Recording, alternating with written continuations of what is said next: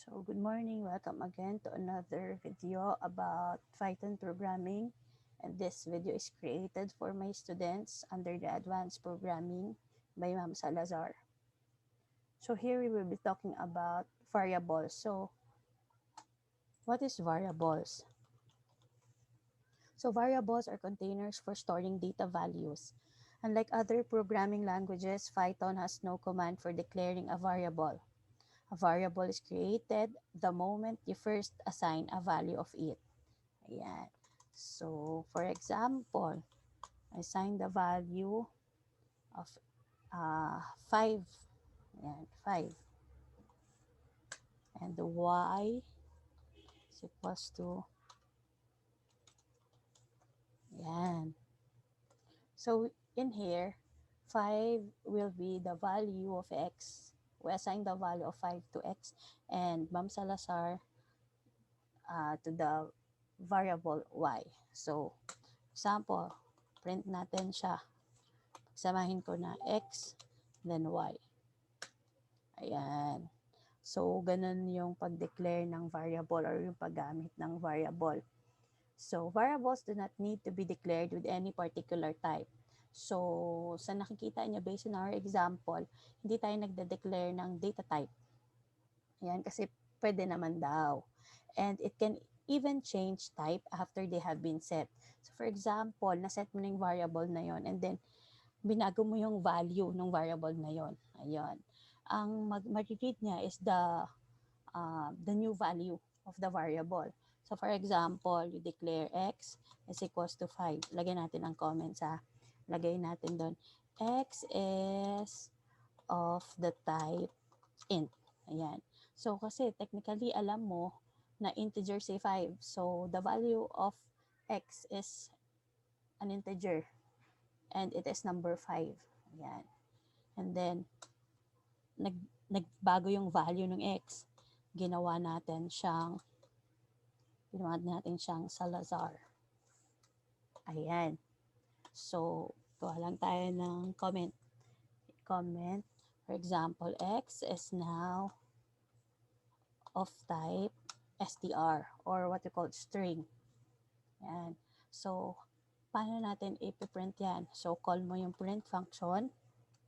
Ayan. And then, you declare sa loob yung variable. Ayan. So, ganun yung declaration ng variables. Now, you variable names have rules when declaring into Python. Sabi dito, a variable can have a short name. Pwede siyang X, Y, A, B, C, D, E, F, G. Ayan. Or pwede naman mas descriptive siya. So, when we say descriptive naman, halimbawa, age, name, full name, middle, surname, ayan, car, ayan, age, volume, mass. So, ganun pag sinabi mong descriptive naman. So, the rules in Python programming sa paggamit ng variable is, ang unang rule is, a variable name must start with a letter of or the underscore character. So, it should be start with a letter or an underscore character. Number 2, a variable name cannot start with a number. So, it cannot start with a number. Yan. Hindi rin siya pwedeng mag-start na na numbers. Yan. Another, a variable name can only contain alphanumeric characters.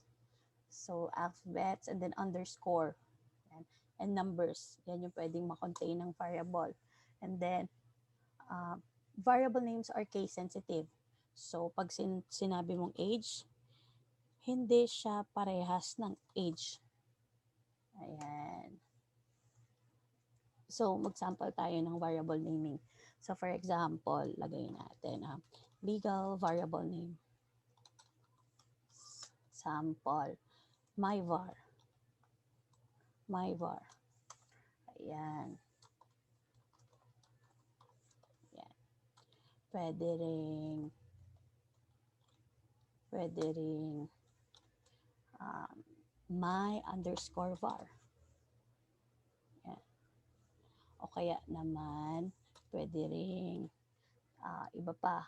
Pwede daw mag-start ng underscore, di ba? So, lagyan natin underscore, underscore.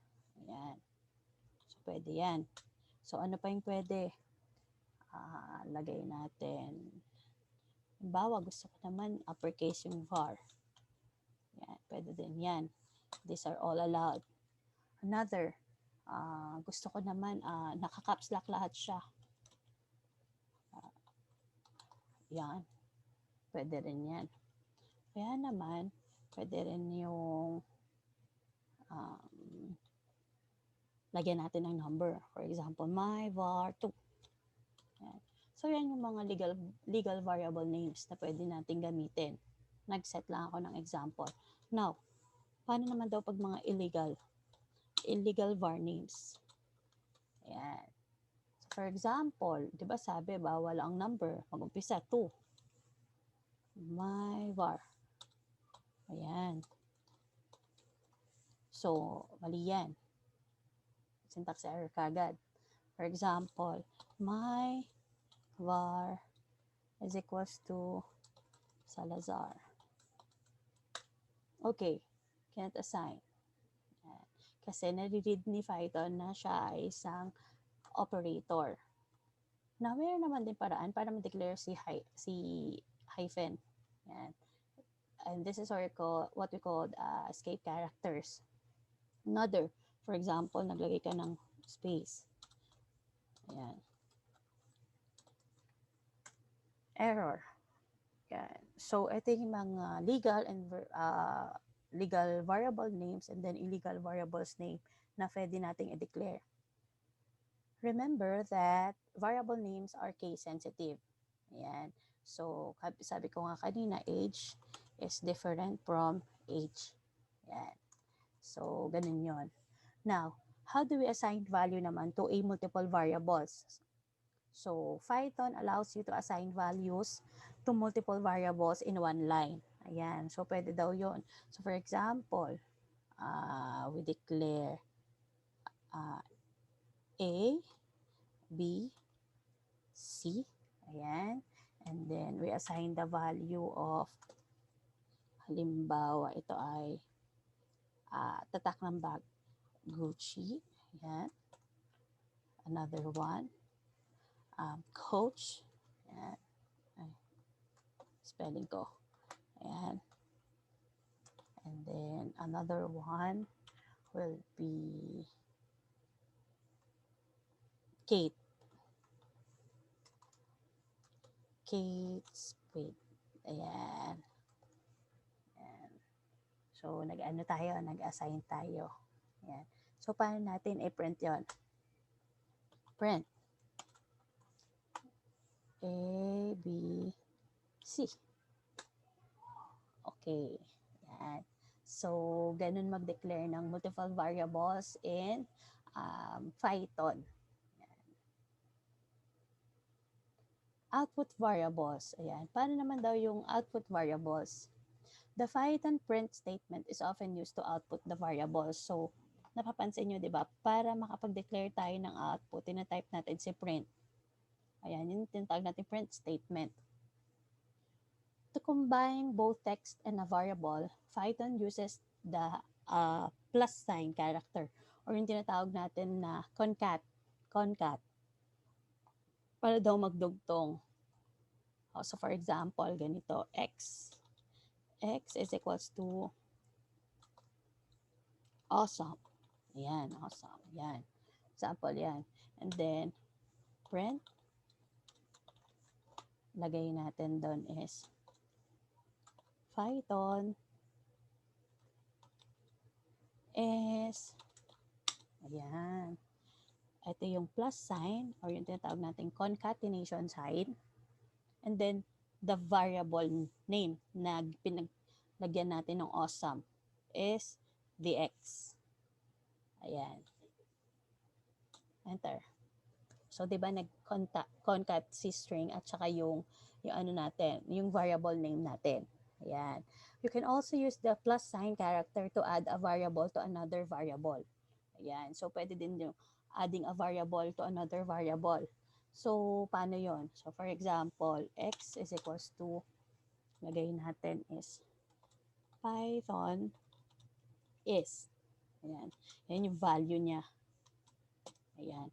Another one is y naman is awesome. Ayan. So, paano natin siya i-declare as what?